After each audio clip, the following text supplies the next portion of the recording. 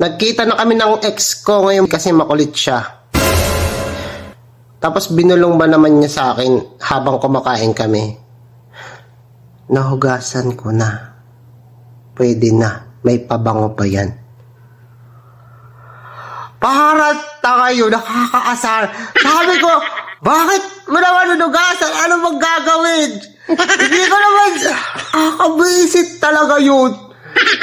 Tapos sabi niya, higa lang tayo, matutulog lang.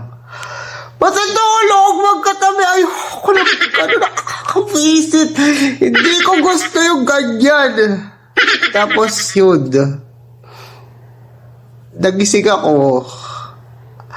Magkatabi kami, tapos wala akong damit. Bakit wala akong damit? Ang sama niya. Sinamad ka na niya yung kainaan ko. Ang dumi-dumi ko. Ayoko na.